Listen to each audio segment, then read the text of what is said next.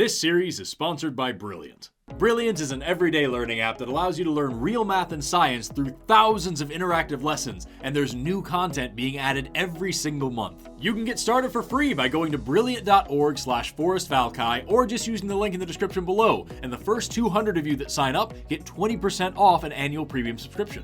Interactive learning is the best way to pick up new skills, especially in the STEM fields. That's why Brilliant offers hands-on lessons in algebra and physics and calculus and computer science and so much more. And the best part is the lessons are college level and fun enough to keep you engaged as you learn new stuff every single day. Brilliant is the best because the more you use it, the more fun you have and the more cool stuff you learn, and you can get started for free. So keep exploring at brilliant.org/ForrestValkai and hurry because the first 200 people get 20% off an annual premium subscription. Thanks so much to Brilliant for sponsoring this series. Now let's learn science.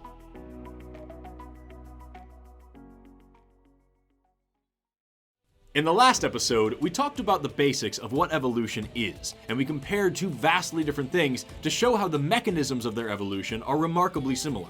But there are still lots of questions to be answered, like how do we know that evolution is even real? Is there any actual evidence to support it? How do we know that it happened, or that it's happening, or that it's going to happen in the future? Even if we could prove one small part of it to be real, how can we be sure that the whole thing makes sense? None of us were around a million years ago, so how can we know what happened back then? What can a theory tell us about reality? And what is a theory anyway? Today, we're going to answer all those questions and more as we talk about how we know what we know about evolution.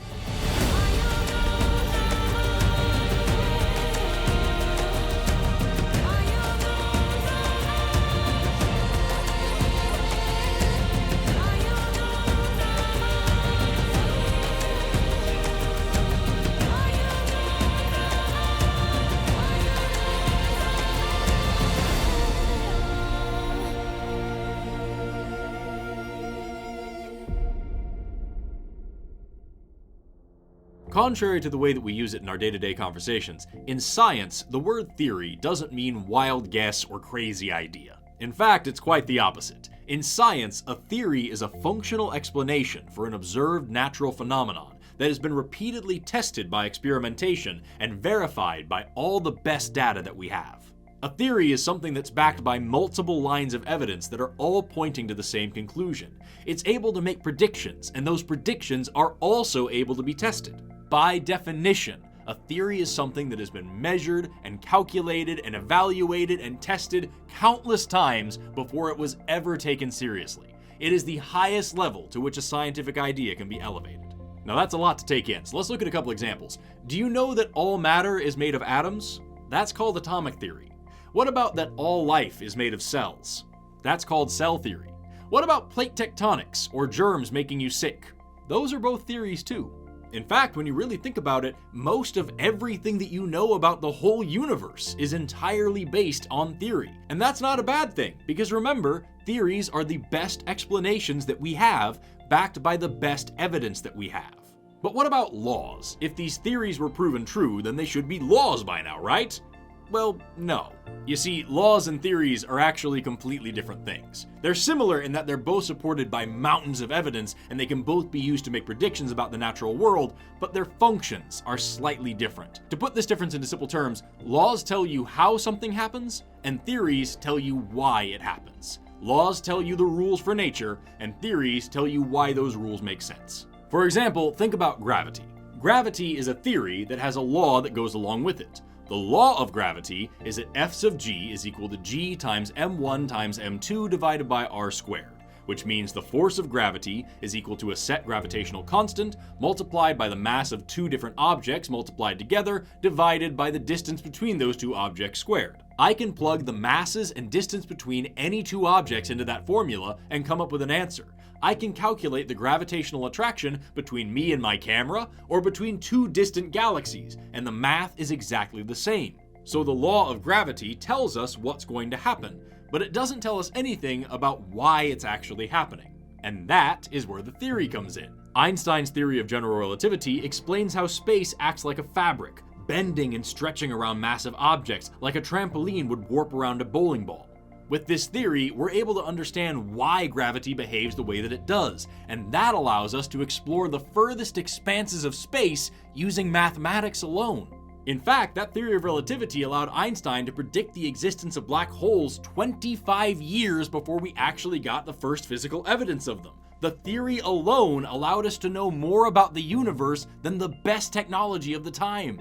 That's the power of a scientific theory. Whether it's kinetic molecular theory in chemistry, or quantum theory in physics, or the theory of evolution in biology, it's not just some harebrained hypothesis that we all agreed to repeat to each other. It is the best explanation that we have for the best data that we have that's backed by the best evidence that we have. But what is the evidence? And are we sure that it really points towards evolution? Let's talk about it.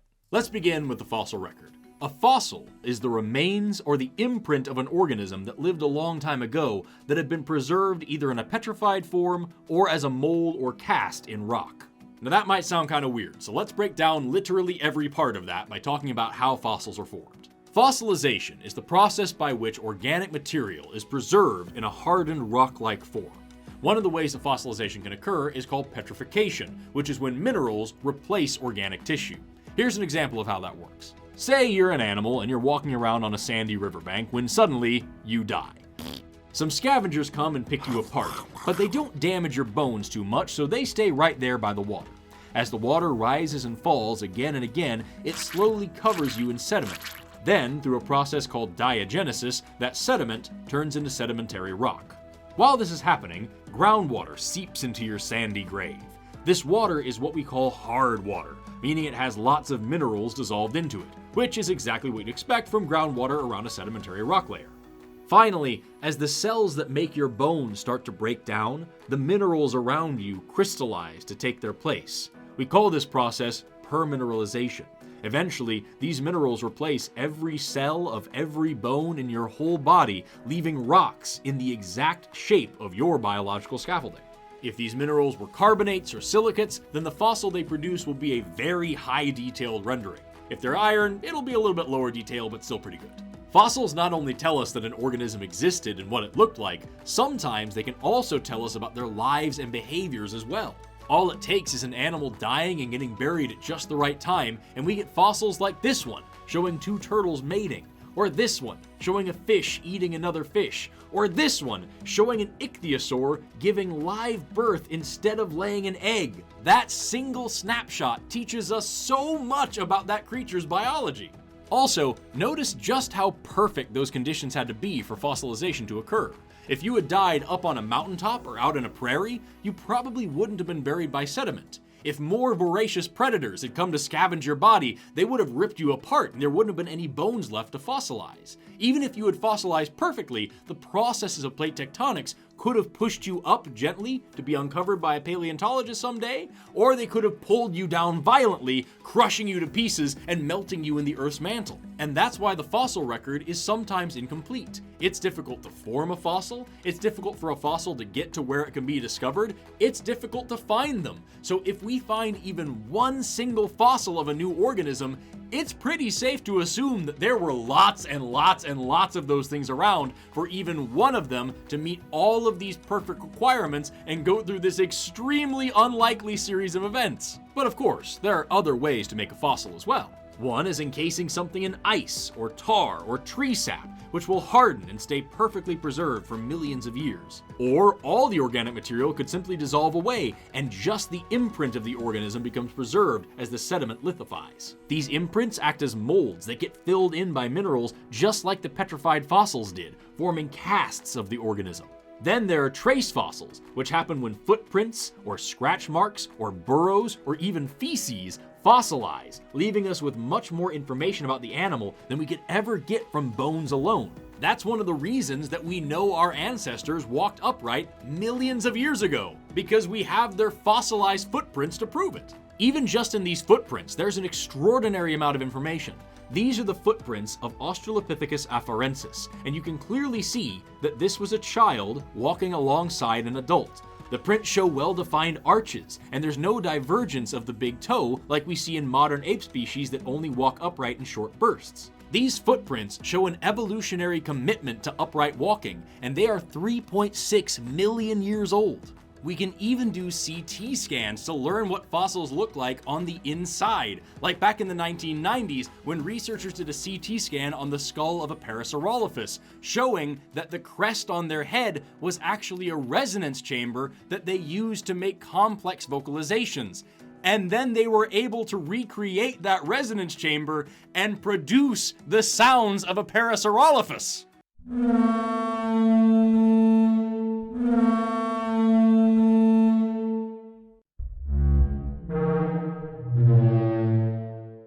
They were like trumpets. They were 33-foot long, 3.5-ton trumpets. But to me, the coolest thing about fossils is that as big of a deal as they are now, they were an even bigger deal when we first started to realize what they are. Back in the 1600s, Nicholas Steno recognized that the strange triangular rocks that people called tongue stones were actually teeth from sharks that nobody could find anymore. By the way, fun fact, Steno is the same guy who came up with the law of superpositioning, that different rock layers are deposited on top of one another, and that's one of the foundational principles of geology today. Then, in the early 1700s, Georges Buffon suggested that maybe if we're finding remnants of organisms that we can't see anymore, that means that life on Earth today is different than what it used to be, and that was a very controversial idea. You see, at the time, naturalists believed in the great chain of being, a hierarchy of all matter and all life. So the thought that there were gaps in that chain, things that used to exist that don't exist anymore, went against everything the whole Western world believed. And it wasn't until the late 17 to early 1800s that paleontologists like Mary Anning had discovered enough fossils of plesiosaurs and mastodons that scientists like Georges Cuvier finally proposed the concept of extinction as a real possibility. To say that this was a massive shift in the world of science is an extreme understatement, because at the same time that scientists were finally accepting the idea of extinction, James Hutton was founding the field of geology on the principle of uniformitarianism, which is the crazy idea that the same natural processes that he saw around his house in Scotland also occurred all over the world, all throughout Earth's history. Then William Smith pointed out that different rock layers have different kinds of fossils in them, which led to Jean-Baptiste Lamarck suggesting that maybe the complex life forms we see around us today had arisen from the more simple life forms that we find below our feet. And that is where Darwin comes in. He wasn't even a biologist, he was a geologist. He was studying this amazing new field of science that was showing us over and over and over again that the world worked very differently than the way that we thought it had worked for the past several hundred years. He didn't even come up with the idea of natural selection until he started traveling the world, discovering more fossils and noticing that very similar looking animals were perfectly suited for the environments that they were living in.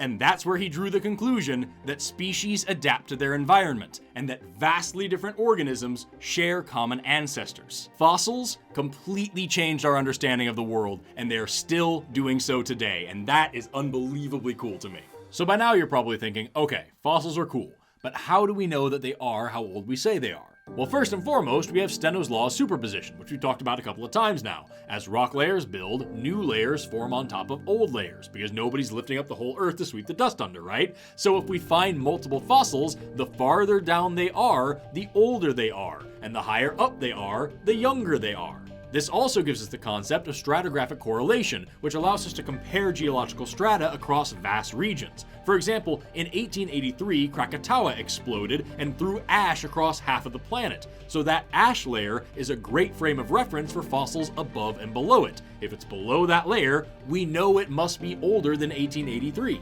This also gives us biostratigraphic dating, where we can compare new fossils to what are called index fossils, or fossils that we already know the age of. For example, Tyrannosaurus rex went extinct 65 million years ago, so if we find a new fossil in the same layer of strata that we find T-Rex fossils, we know that it must be at least 65 million years old. And if we find it above where we find T-Rex fossils, we know that it must be less than 65 million years old. But these are what are called relative dating methods, meaning that they're relative to each other. We can't compare the rocks to the fossils and the fossils to the rocks and expect to come up with a good answer. We need an absolute dating method, a way to know the actual exact age of something that's been buried underground for millions of years.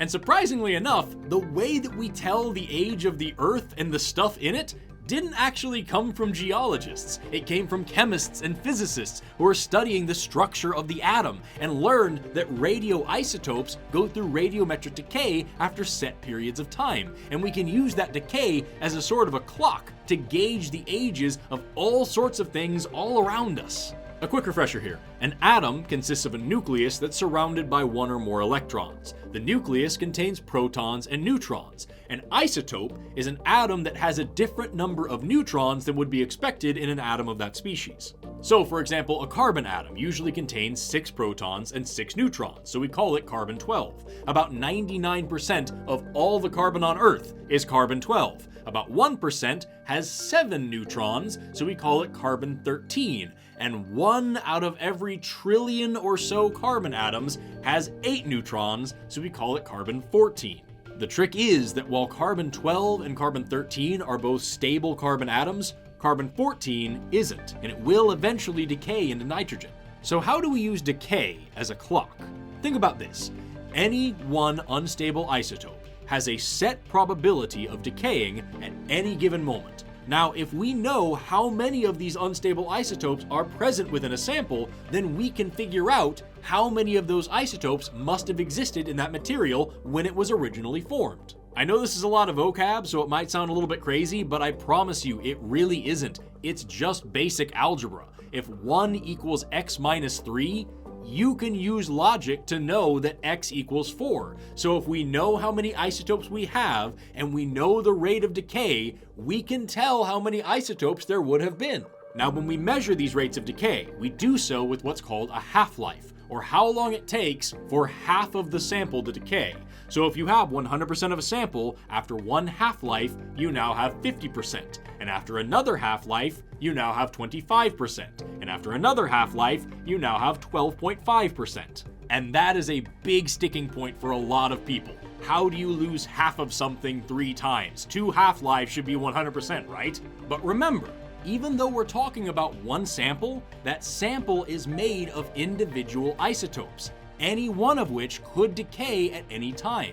The half-life is just when, statistically speaking, half of them should have already decayed, which would leave you with another sample which is made of individual isotopes, any one of which could decay at any time. So after another half-life, statistically speaking, half of those should have decayed, leaving you with another sample, which is made of individual isotopes, any one of which could decay at any time, until after another half-life when, statistically speaking, half of them should have decayed, leaving you with another sample. It's all just statistics and calculus, and I love it so much because it's one of those awesome times when math conforms to reality so well that reality starts to make less sense than the math does. And the really cool thing about these isotopes is that there's all sorts of different kinds of them, and they all decay at different rates. So for example, the half-life of carbon-14 is 5,730 years. The half-life of uranium-235 is around 700 million years. And the half-life of potassium-40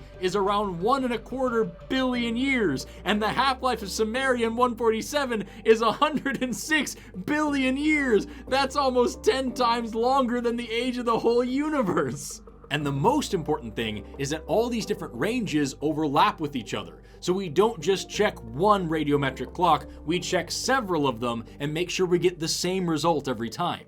By the way, in case you're wondering how we can know these half-lives when they're all super long like that, there's actually a few different ways we can accomplish this. Some of them are more mathematical, some of them involve direct observations of different modes of decay, either alpha, beta, gamma, or whatever. Some of them involve quantum mechanics, and all of them are way outside of the scope of this video, so we're gonna get back on track. While there are lots of different kinds of radiometric dating, carbon dating is a great example because it's super easy to understand. Carbon-14 is always being made in the atmosphere, and pretty much every plant and animal is constantly taking it into their tissues. So even though it's decaying, it's also being refreshed.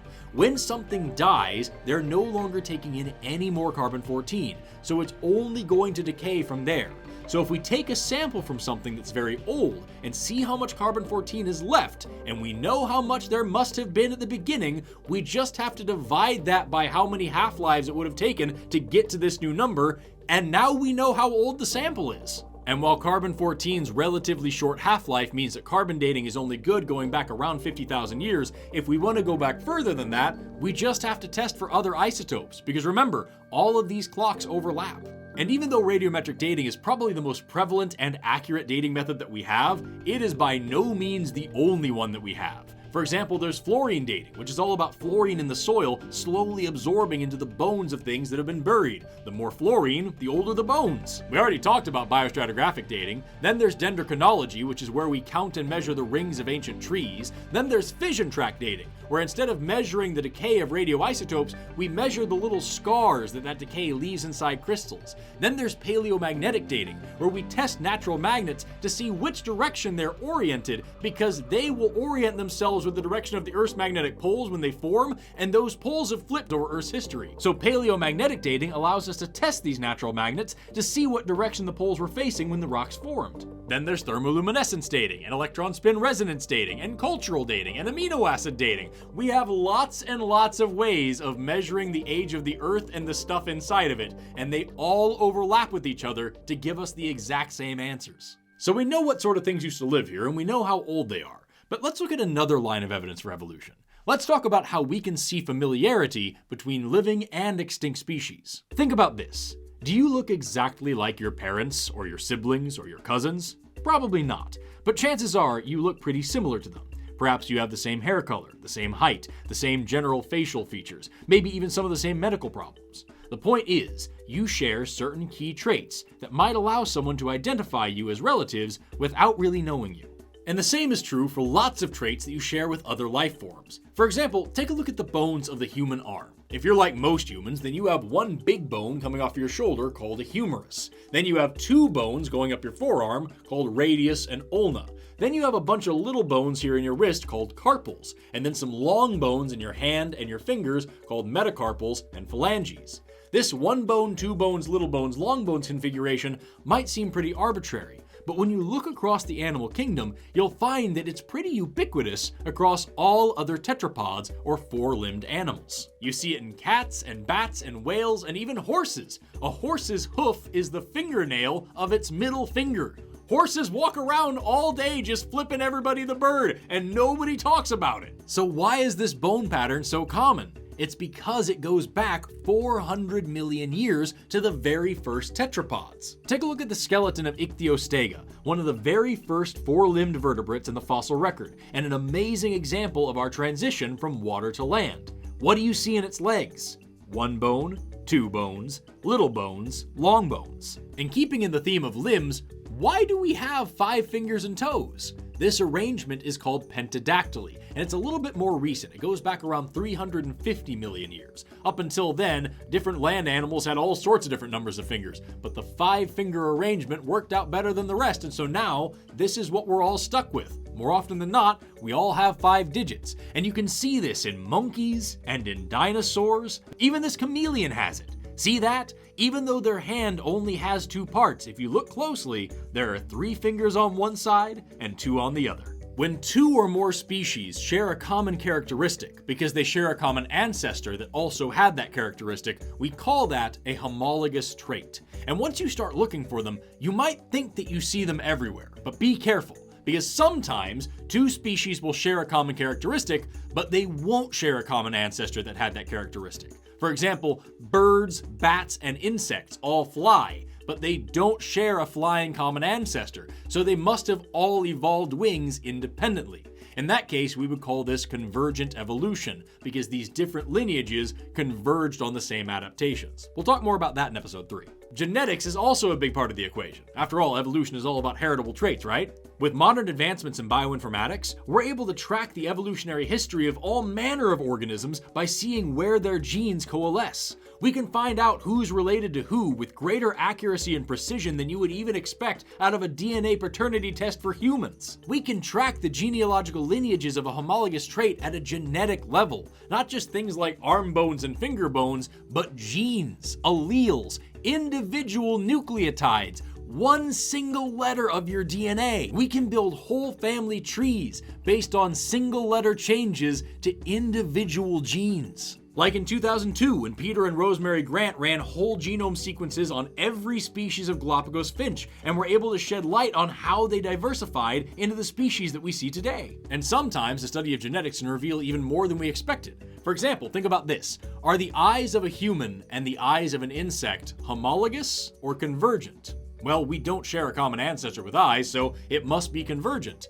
But we do share a common ancestor that had the same genetic mechanisms for eventually producing eyes, so technically it's kind of homologous. This is called a deep homology, when the growth and development of a trait, not the trait itself, is controlled by genetic mechanisms like gene regulation networks that are inherited from a common ancestor. How cool is that? In all honesty, I could make this entire video just about molecular phylogenetics and it would be enough. I cannot overstate just how much evidence it brings to the table. But sometimes, homologous structures can show us not only who we're related to, but what our ancestors looked like, and how our bodies changed as things got stretched and twisted and eventually went out of style. Vestigial structures are evolutionary leftovers, traits that used to serve a purpose for our ancestors, but now are just shadows of their former selves that we can use to learn a little bit about our past. For example, if you flex your fingers or make a fist, you'll see lots of tendons popping up here in your wrist. You have several of them, but this one right here in the middle is attached to a muscle called Palmaris Longus, which used to be really useful for grasping branches,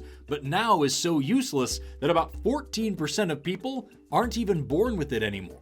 And your body is covered in plenty more, like the erector pili muscles that give you goosebumps, which are great for raising up your fur to keep warm or to intimidate a predator, but not so useful in a mostly hairless species like us. Or this bump on the back of your ear, called Darwin's tubercle, which used to be a muscle attachment for moving your ears around, sort of like a cat does today. Or even this little pink bump in the corner of your eye, which is all that's left of your nictitating membrane, a second set of eyelids that lots of other animals still have today. The vagus nerve comes directly out of your brain, down your neck, and innervates your internal organs. It regulates digestion and controls your heart rate and allows you to breathe. It even controls your voice box. But it doesn't always take the fastest or most efficient route. In fact, to get to your voice box, it goes from your brain, down your neck, makes a loop around the top of your heart, then goes back up to your neck just to allow you to speak. And humans aren't special in this. We see this nerve pathway in all tetrapods, from pigs to cats to even giraffes. The vagus nerve of a giraffe has to travel over 20 feet all the way down and then back up the neck just to end a few inches away from where it started. And all of this makes perfect sense when you look at the vagus nerve of a fish, which branches out across its gill arches. As our ancestors evolved from water to land, this nerve couldn't just be snipped and plugged in somewhere else, it had to stretch and grow while we did. The point is, evolution isn't just something that you read about in some dusty old book or listen to in a university lecture. You've got history written all over your body. And speaking of gills, there are several parts of our bodies that come from our ancient gill structures, and we can watch the transition in the early embryos of all tetrapods, including humans. The gill arches themselves form the lower jaw and our ears and our larynx. The branching network of blood vessels reworks itself into the blood vessels of the heart and lungs. And those aren't the only embryological markers of our origins. We grow a tail that usually reabsorbs and becomes our coccyx, but sometimes doesn't reabsorb and is present at birth. We even grow a full coat of fur called lanugo, which usually falls out before we're born, another leftover from our furry ancestors. And because evolution is a tinkerer, not an inventor, and it likes to find new uses for old tech, that lanugo is super useful for binding the vernix caseosa to the baby's skin. The vernix caseosa is that horrible white slime that you see on babies that's actually really important for building immunity and for thermoregulation and for protecting the skin and for preventing water loss. It's really important stuff, and it's easily one of the grossest things about babies. Also, by the way, the words vernix caseosa literally means cheesy varnish. Ugh. Embryology is another thing that I can make this whole video about. It's beautiful to think about the story of evolution, of going from a single cell to a whole human over billions of years, and then remembering that you did that all by yourself in just 9 months. And last but certainly not least, my favorite evidence for evolution is the fact that you can literally watch it happening with your own eyes. Let's revisit the definition of evolution for a moment. Remember, evolution is any change in the heritable traits of a population over multiple generations. Now, how can you watch that happening? Consider the following vegetables: cabbage, Brussels sprouts, kale, cauliflower, broccoli, and my favorite, kohlrabi. Think about how different all of these plants are, and ask yourself, besides all being edible plants, what do they have in common? The answer? They're all the same plant. All of those vegetables are the same species of wild mustard plant that humans bred to bring out different characteristics that we wanted. We wanted different colors and textures and flavors, and so we bred the simple mustard plant to produce a variety of different phenotypes. And what about dogs? Chihuahuas and Irish wolfhounds are extremely different. Surely they have different ancestors, or at least they're different species, right? Nope. All dogs are the exact same species that humans bred to meet different needs and perform different tasks. And this really isn't as crazy as it might seem. Every species displays variation in nature naturally. So when we wanted to get a dog that could fit down a foxhole, we just took the smallest and most slender dogs and bred them with the other smallest and most slender dogs, and then the smallest and most slender of their puppies, we bred them together too. And after generation after generation after generation, we eventually ended up with a dachshund. And when we wanted a dog that could help us herd other animals like sheep, we just found the dogs that had the best herding behavior, which is how wolves hunt their prey, by herding and encircling them, and then we bred them with the other dogs that were the best herders. And the best herders amongst their puppies, we bred them together too, again and again and again until we got a Sheltie. This is called artificial selection, when humans selectively breed plants, animals, or whatever else in order to bring out desired traits. We are taking control of their evolution and deliberately changing the heritable traits of the population across multiple generations. The only difference between that and natural selection is that in artificial selection, something doesn't get to reproduce because a human doesn't want it to, whereas in natural selection, something doesn't get to reproduce because it's dead. Either way, the outcome is the same. The allele frequency of the whole population shifts, and from one generation to the next, the heritable traits change, which is the definition of evolution. And natural selection is something that you can watch with your own eyes as well. All you need is a species that reproduces very fast, because remember, evolution is constrained by the rate of reproduction. One species that gets used for all sorts of evolution experiments is E. coli, a bacteria that reproduces every 20 minutes. A scientist can very easily tweak the conditions of its environment and literally just count how many generations it takes for it to adapt. For example, Harvard Medical School famously made a giant petri dish which was striped with bands of antibiotics. Each band had more antibiotics than the last, with the most at the center. The idea was that the bacteria placed on the edges of the petri dish shouldn't be able to grow past the edge of each band until a new mutant strain evolved that was able to survive in the increased antibiotics. And not only did this experiment work perfectly, but the growth patterns of the bacteria made a beautiful phylogenetic tree showing their evolutionary history. There's also the E. coli long-term evolution experiment, which has been running at Michigan State University since 1988. Every single day, the researchers propagate a culture of bacteria in a flask with a new growth medium. Every 500 generations, they freeze a sample of whatever was growing in the flask and then continue on with the daily transfers. This ongoing experiment has produced mountains of fascinating results, as new mutations have arisen and spread throughout the population, and the bacteria have evolved to survive in new environments and eat different foods. And the best part is, at any time, the researchers can go back and look at one of the frozen fossils to see exactly when these new mutations occurred. And you can even watch evolution by natural selection out in the field. Just off the southern coast of Croatia, there are two small islands called Podkopiste and Podmrkaru. On Podkopiste, there's a population of lizards which mainly eat insects, but there were none of this species on Podmrkaru. That was until 1971, when a team of researchers took 5 pairs of Kopistian lizards and dumped them onto Podmrkaru to see how they would adapt. Almost 40 years later, in 2008, another team of researchers went back to Podmrkaru to see what happened to the lizards, and you'll never guess what they found. The lizards of Podmrkaru had flourished into a huge population with significantly larger heads, because while their ancestral home of Podkopiste was loaded with insects for them to eat, Podmrkaru had very few, but it did have an abundance of vegetation. The lizards had adopted an almost entirely vegetarian diet, and their bigger heads allowed them to chew plant matter that their small-headed ancestors wouldn't have been able to.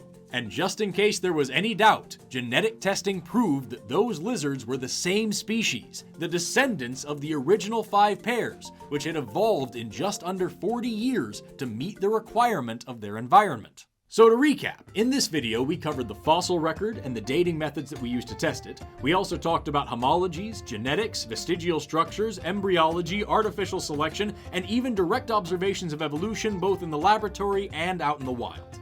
The evidence for evolution is more than abundant. It comes from several different fields of study, and it always converges on the same truth. Evolution is the most logical explanation for the biodiversity that we see around us. It's supported by all the best evidence that we have, and sometimes it's something that we can literally see happening with our own eyes.